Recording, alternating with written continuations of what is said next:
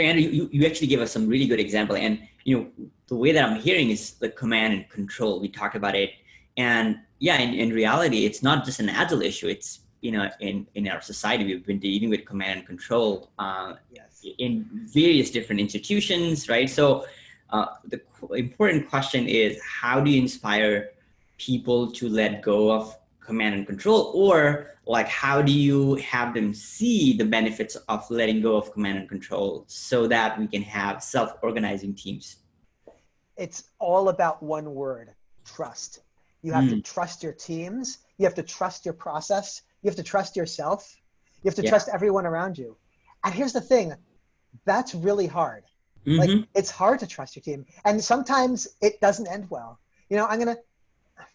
There's a reality of things. Like in that story I told where it turns out that the senior manager who was complaining the most was the cause of the problem that he was complaining about. Well, a lot of times you're in an organization where you need command and control. Yeah. You need,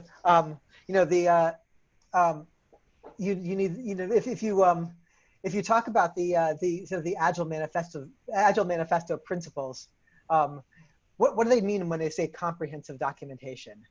Well, or contract-based, or collaboration over negotiation. It's Yeah. when you're talking about things like comprehensive documentation, we're talking about binders of requirements.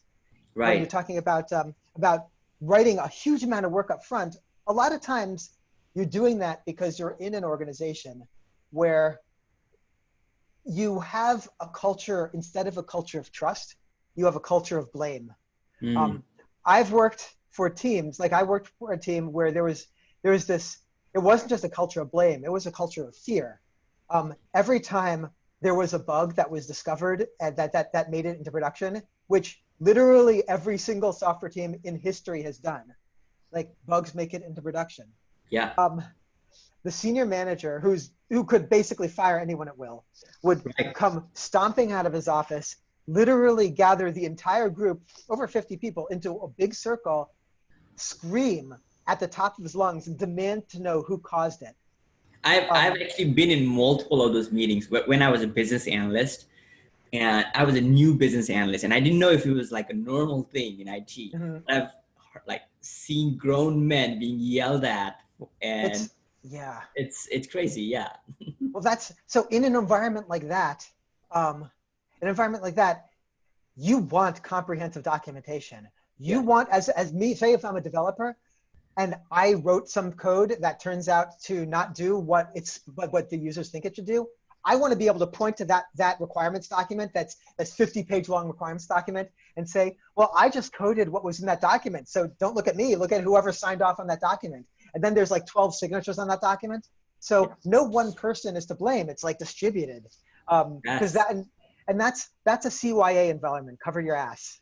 Yes. No, Language. that is Yeah. such nice. That reminds me of so many things. Actually, some of the trauma actually being being a business analyst in this team, but it is so true. Like, yes, if you have a culture of fear where people have been punished, like how can you expect them to be transparent? Because they're going to be punished if they are transparent.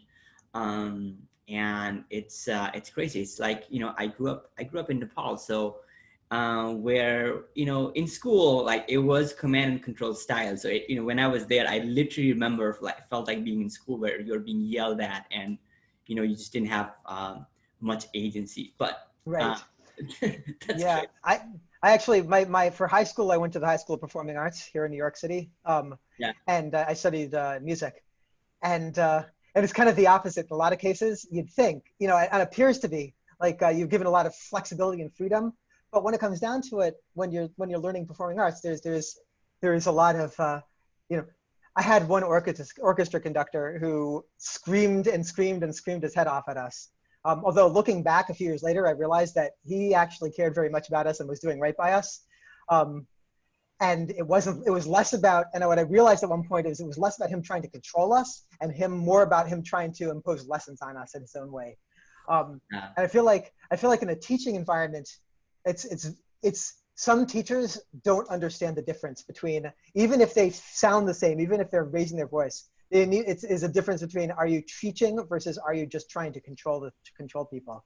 Right. Yeah. And incidentally, I want to mention Yeah. just how hard a job business analyst is. Yeah. You know, being the person whose job it is. So I back in the late 90s, early 2000s, I had been an engineering manager, managing a team of software developers and engineers and architects and some business analysts at a small software company here in New York. And then I actually moved, we've gotten enough business analysts and it was recognized that it was an important enough role in the company that I transitioned to being just managing a team of business analysts. So my job was to hire business analysts and people doing requirements engineering and business analysis. Yeah. And it took me practically a year just to hire 6 people because just because I really filling that role well, you need somebody who both understands the technology so they can design solutions and architect, they can basically create define solutions for the team that are actually feasible, that can actually be built. So you need to actually understand how you build things and what's built, but they also need to have a deep grasp of the business, not just how the business works, but also the teams, like the people they're going to be working with.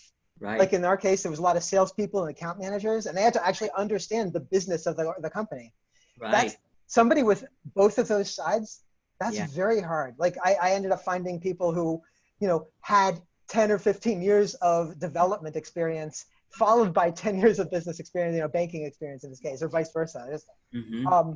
As it happened, I hired the best people I could find.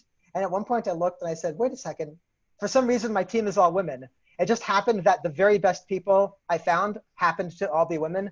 Yes. I don't know what that says about anything, but that just happens to be the best resumes, the best environment I found. And it was one of the best teams I've ever worked with. It was sad to see them go when I left that job. Well, one of the things tying back to like the culture of fear and the command and control, one of the things that I felt like a business analyst, even though it was like an agile, it was kind of branded like it was like adaptive agile teams. One of the role of a business analyst is to really understand, the business problems and the needs and really challenge people's assumptions. And, I felt very restricted in terms of showing up and even like sharing these ideas because just of the culture and, kind of the command and control style, because that is the reason why you need BAs. So anyways, that was a really good take. And, that honestly, it just kind of created some ahas for me in terms of tying, self-organization, command and control, what exists in the companies right now and the challenges that I've faced or have talked about. So that's really cool. Please like and subscribe if you enjoyed this video. We will sure to come back with more exciting videos on Agile topics.